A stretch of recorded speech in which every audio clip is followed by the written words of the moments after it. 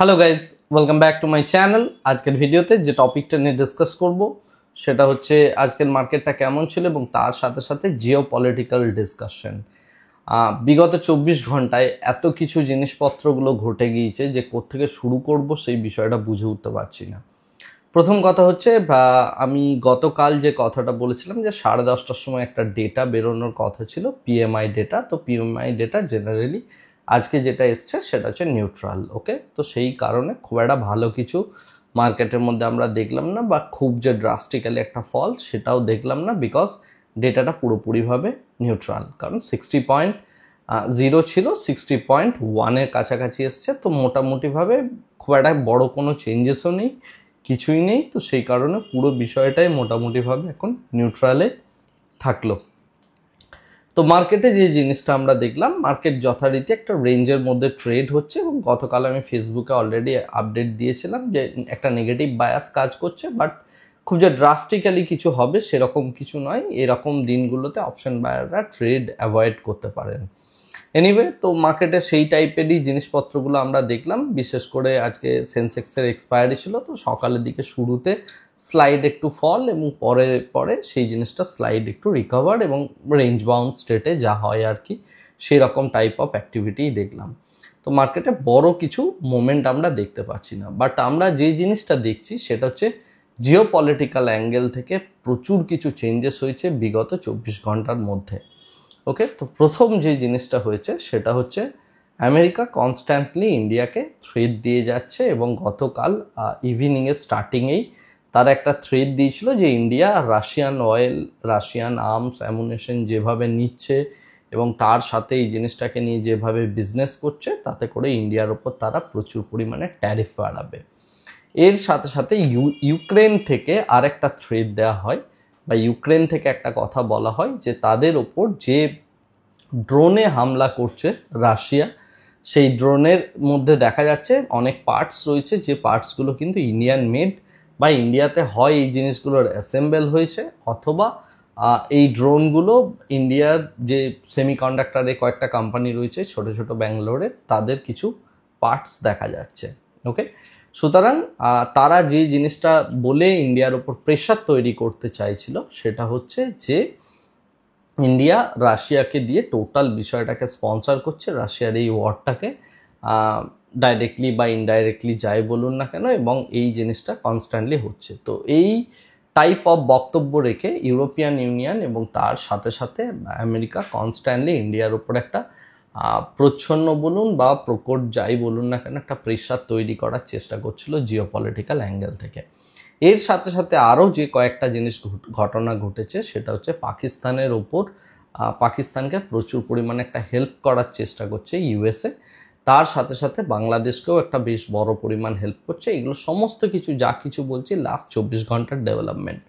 তো এই সমস্ত কিছু করে ইন্ডিয়াকে একটু কর্নার করার চেষ্টা করা হচ্ছে। তার কারণ হচ্ছে ইন্ডিয়া ইউএসএর টার্মস অ্যান্ড কন্ডিশনে ট্রেড ডিল এখন অবধি সাইন করছে না, বা সেরকম কিছু একটা হয়নি।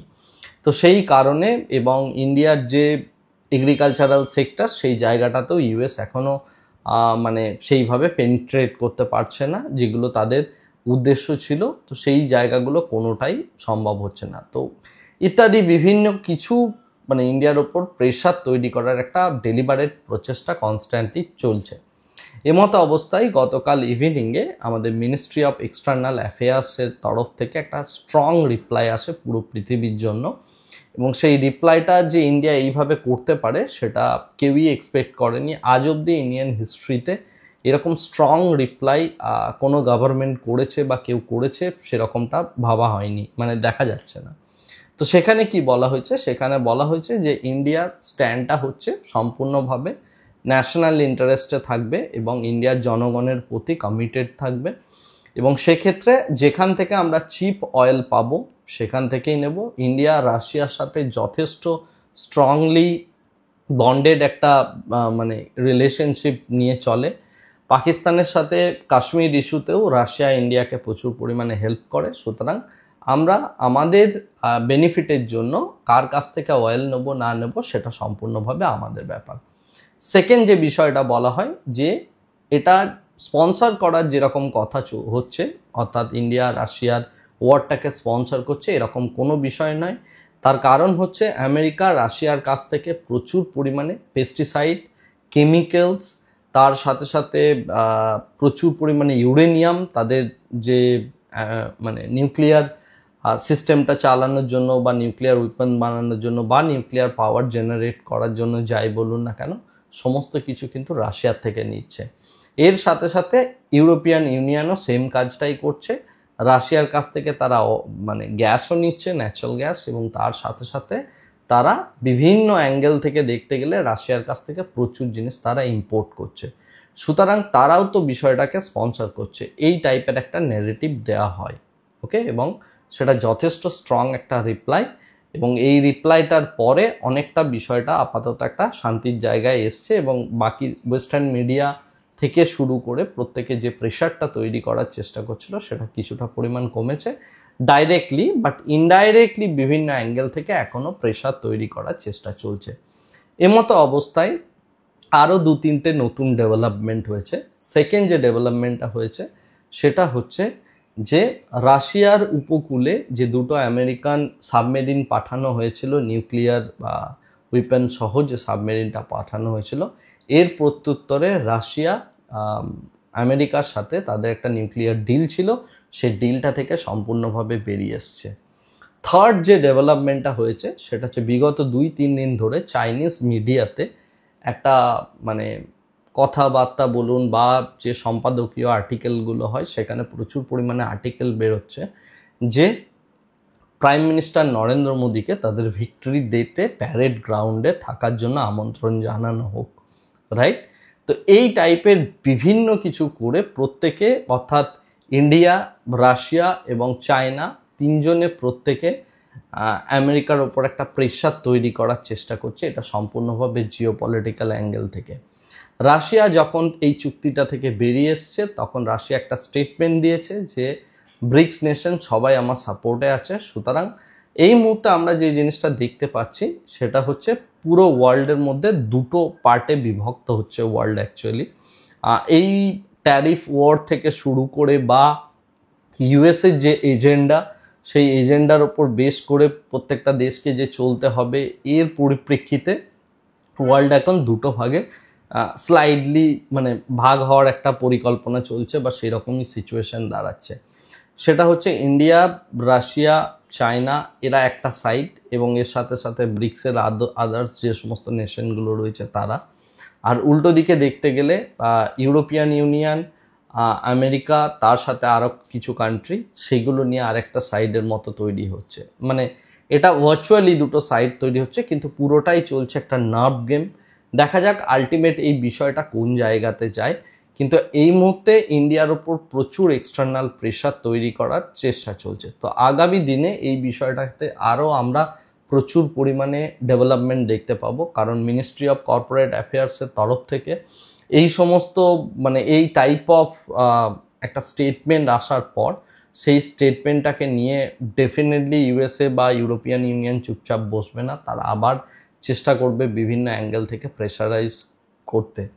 তো এখন ইউক্রেন যে কথাটা বা যে আওয়াজটা তুলেছে যে ইন্ডিয়াকে টোটালি স্যাংশন করা হোক, এবং ইন্ডিয়া যেহেতু এই সমস্ত জিনিসগুলোতে স্পন্সর করছে বা এগুলোতে প্রচ্ছন্ন মদত রয়েছে, সুতরাং ইন্ডিয়াকে টোটালি স্যাংশন করা হোক। উল্টো দিক থেকে দেখতে গেলে এরপরে ইউএস কিছু প্রক্সি টাইপ অফ ইভেন্ট তৈরি করতে চলেছে, যেটা পাকিস্তান এবং বাংলাদেশের থ্রুতে করা হবে। কারণ পাকিস্তানের যিনি আর্মি চিফ রয়েছেন তিনি যে কথাটা বলছেন যে আমরা ইস্টার্ন জোন থেকে ইন্ডিয়ার ওপর মানে প্রেশার তৈরি করার একটা চেষ্টা করব। তো দেখা যাক আলটিমেটলি পুরো যে সিচুয়েশনসটা কোন দিকে যায়। এর মধ্যে আমাদের ইন্ডিয়ান আর্মির তরফ থেকেও একটা বড় রকমের আর্টিকেল পাবলিশ করা হয়েছে, এবং সেখানে দেখানো হয়েছে যে পাকিস্তানকে $2 মিলিয়ন কাছাকাছি প্রচুর পরিমাণে অস্ত্রশস্ত্র দিয়ে ইউএস স্পন্সর করছে বা ইউএস হেল্প করেছে। এছাড়াও পুরনো যে সমস্ত ইতিহাসগুলো আছে 1971 ওয়ার বা এই সমস্ত জায়গাগুলোতে ইউএস কীভাবে বাংলাদেশ থেকে শুরু করে সমস্ত জায়গায় আর্মস অ্যান্ড অ্যামুনিশন সাপ্লাই করেছিল, এবং তার ফলে পুরো পৃথিবী জুড়ে যেগুলো করেছে তার প্রুফ দিয়ে ইন্ডিয়ান আর্মিও প্রচুর ডকুমেন্ট ইত্যাদি মানে রিপোর্ট পাবলিশ করেছে, রাইট?